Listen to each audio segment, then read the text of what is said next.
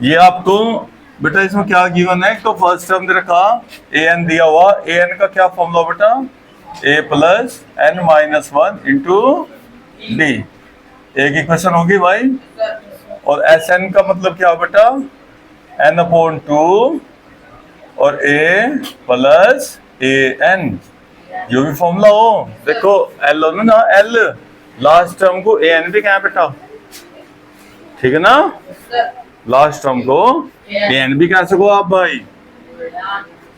अब हमें first term दिया हुआ केवल, है ना, तो फर्स्ट टर्म दिया हुआ तो टू ए का ही फॉर्मूला लगा है तो आप भाई इसमें देखो कैसा कैसा सोल्व करो बेटा। देखो भाई एक मिनट सुनो बेटा, ये जो एस एन दिया हुआ ना, अभी एक मिनट इसकी इक्वेशन बाद में बढ़ाऊंगे एस एन की, पहले से एस एन को इतना ही रहने दो, पहले थोड़ा सोल्व कर लो बेटा। 62 ए फर्स्ट टर्म का ना वैल्यू रखो यहाँ 8 N minus one into D, 8 को दे लीजिए बेटा, 62 माइनस घटाना इसमें से भाई 50, इक्वेशन नंबर 1 इसे लो आप, इक्वेशन नंबर 1 ध्यान लो बेटा। ए की वैल्यू जो गिवन है ना, ए की वैल्यू रखी थी सीधा, ठीक है, सही है। अब जो एस एन गिवन है बेटा, जो एस एन दे रखा ना, अब लगाओ इसका formula, s N is equal to 210, क्या फॉर्मूला बेटा, n upon two a plus N minus one into d, लगा दे फॉर्मूला, सम का फॉर्मूला देखो, याद करो भाई, तो आपको याद करना पड़ेगा। अब बेटा देखो 210 एन अपॉन टू ए की वैल्यू बताओ फर्स्ट टर्म कितना, कितना भाई फर्स्ट टर्म, और बेटा n minus one into d, देखियो n minus one into d की वैल्यू बताना कितनी बेटा, 54, इक्वेशन 1, देखो ध्यान से, n minus one into d का पूरा पूरा वैल्यू आ गया बेटा, खुद करना सब काम, ठीक है, याद नहीं हो सकता बेटा। अब ये दो ना, दो बेटा इधर भेज दो, मल्टीप्लाई में चला जा दो, जो कौन में हो तो एन, और ये कितना भाई 16 प्लस कितना जुड़ गए हो 70, अब ये 70 कहाँ जाएगा बेटा, यहाँ फोन में जाएगा ना, इधर कुछ आएंगे तो 0 से 7 3 जा और 3 2 जा, बताओ नंबर ऑफ टर्म कितना आ गया बेटा, कितना टर्म है इसमें भाई 6, और n की वैल्यू देखो, n की वैल्यू बेटा यहां रख दो, d आ जाएगा, क्या निकालना था आपको, n और d, ठीक है।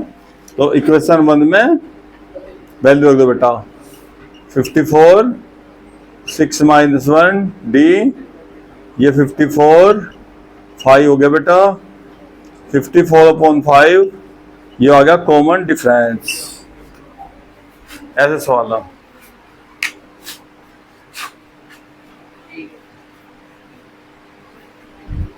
अब आपको गिवन क्या भैया, एस, एस मतलब सम, वो एन दे रखा एन टर्म का, नहीं तो यहाँ कितने टर्म बेटा 8, तो 8 टर्म का सम दे दिया ना इस बार, तो यहाँ एन का मान दे दिया, तो एस का फॉर्मूला लगाओ, एस कितना बेटा, n upon two a plus N minus one into, और बेटा वैल्यू कितनी इसकी 192,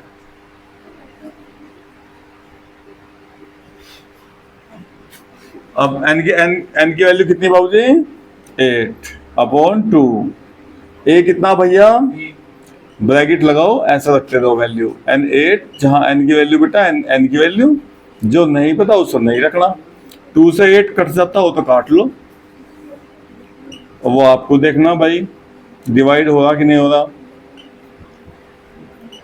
अब ये देखो 4 मल्टीप्लाई में आ रहा ना, तो क्या करेंगे आप, एक मेथड तो ब्रैकेट खोल लो, एक मेथड क्या बेटे 4 को सीधा अपॉन भेज दो, मल्टीप्लाई में ना, जो मल्टीप्लाई में होगा इधर क्या होगा कनिष्क भाई, बेटा यहाँ देख ले कैलकुलेशन पक्की हो जाएगी आपकी, 4 से डिवाइड करना बेटा, 4 4 जा 4 8 जा, ठीक है, और 7d is equal to 4 8 minus देखो प्लस करना 6, इधर भेज देंगे क्या हो जाएगा बेटा, और ये कितना आ गया, और d की वैल्यू निकाल जो मल्टीप्लाई में वो कहाँ जाएगा 7 6 जा, d की वैल्यू कितनी है बेटा कॉमन डिफरेंस निकल के आ गया।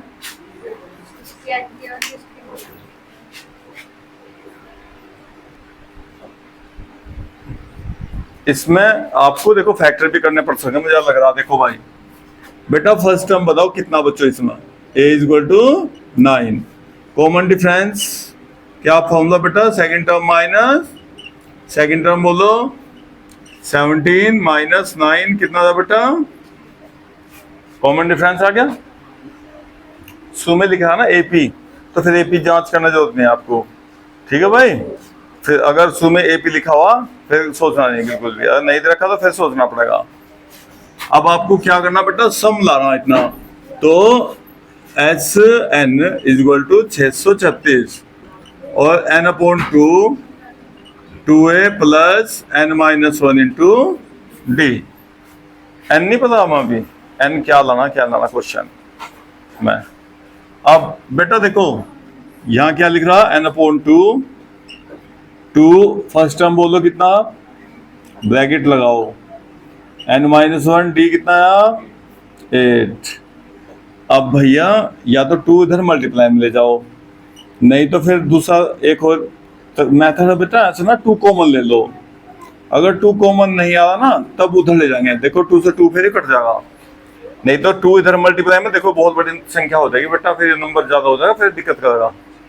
तो अगर कॉमन आ रहा हूँ देखो यहाँ से कॉमन ले लिया, जैसे 2 कॉमन लिया कितना बचा अंदर 9 बेटा, ऐसे 2 कॉमन लिया तो कितना बचा यहाँ से 2 4 जा 8, डिवाइड कर दें उसे, जो कॉमन लेना उसको भाग देते हैं इसे भाई। अब आप n 9 प्लस बेटा 4 की मल्टीप्लाई को अंदर ब्रैकेट खोलो, अब ये होगा 4n बेटा 9 में से ये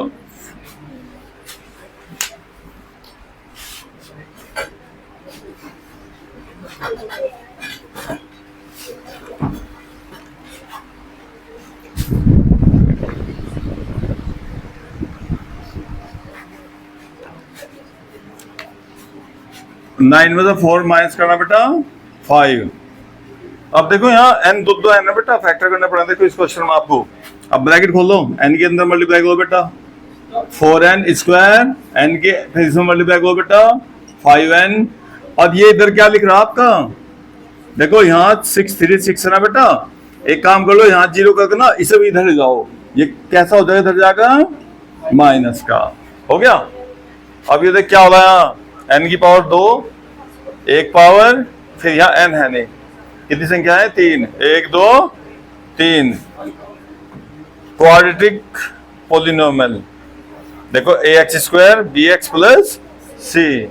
अब इसके फैक्टर करने हैं जी आपको, कैसे करेंगे भाई कनिष्क बताना। हाँ अच्छा जी, बहुत बढ़िया बहुत बढ़िया। कितने बड़े नंबर है बेटा है, जब इनके आप मल्टीप्लाई करो कितनी बड़ी संख्या हो जाएगी यहाँ। तो अब आप इसे आसान करने के लिए क्या मेथड का यूज करेंगे,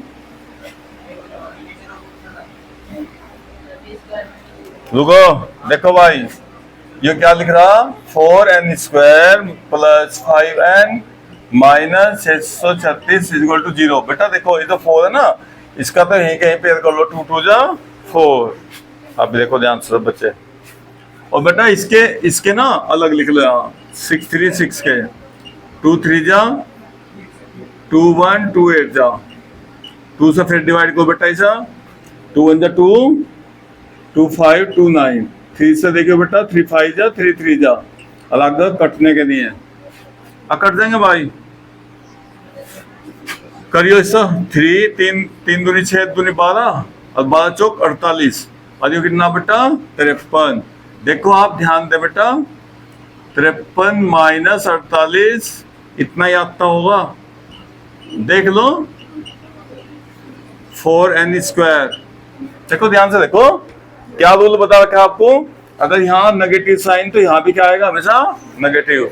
बेटा हमने सबकी मल्टीप्लाई कर ली, देख इसकी 3 की भी 2 की भी 2 की भी इनकी भी सबकी कर ली मल्टीप्लाई, और क्या 53 अलग छोड़ लिया, तो कितना हो गया 48, और 53 में 48 जाएगा देखो 5 ही होगा, और पता लग जाए साइन से यहाँ माइनस तो यहाँ माइनस ही आएगा पक्का फैक्टर में। ये खुद करने पड़ेंगे, इनको कोई याद नहीं कर सकते, कुछ नहीं कर सकते। अब 4n² प्लस, बेटा ब्रैकेट खोल लो, 53n माइनस 48n। अब ये कितने हो गए? देखिए यहाँ कितने थे? 3 थे, देखो 1 2 3। अब कितने हो गए बेटा? 4 हो गए। अब इनमें से कुछ नहीं कॉमन आने का, n कॉमन आएगा बेटा। यहां से क्या लेंगे कॉमन? माइनस। अब जैसे यहाँ बचना ना, ऐसे ही यहाँ बचना अंदर। देखो आपके लिए कितना अच्छा मेथड है भैया। अब आप देख लो, यहाँ 4 बचना बेटा, यहाँ 48 है। 4 में कहीं से मल्टीप्लाई करेंगे 48 हो जाएगा भाई? 12 से मल्टीप्लाई करेंगे बेटा, तो 12 कॉमन लेंगे ना, यही बचेगा, चाहे आप लेकर देख लियो। और जब भी यहाँ माइनस कॉमन लेंगे ना, तभी वो माइनस क्या हो जाएगा? प्लस। सही है? अब क्या होगा इसका? ये ब्रैकेट कॉमन लिया जाएगा, ब्रैकेट कॉमन। यहां से क्या बचा और यहां से क्या बचा? ये इसके फैक्टर हो गए बेटा। क्या हो गए इसके? फैक्टर। जब भी ऐसी इक्वेशन आओगी फैक्टर करना पड़ेगा आपको और क्वेश्चन में। अब देखो इनकी मल्टीप्लाई क्या होगी यहाँ दोनों की भाई? देखो यहाँ भी इंपॉर्टेंट हो जाए भाई ये सिस्टम। यहाँ तक तो सब बच्चे कर रहे हैं, जब यहाँ से n की वैल्यू आओ ना निकालना, उसे सीधा सीधा वैसे कर रहे हैं। अब देखो मल्टीप्लाई क्या होगी भाई? 0। 2 3 जा कितने हो भैया? और यहाँ कितना लिख रखा है इसने? 0 कब होगा बताओ? बताओ 0 मल्टीप्लाई किस कंडीशन में आओगी बेटा? जब 0 से मल्टीप्लाई करेंगे ना तभी 0 आओ, नहीं आता नहीं।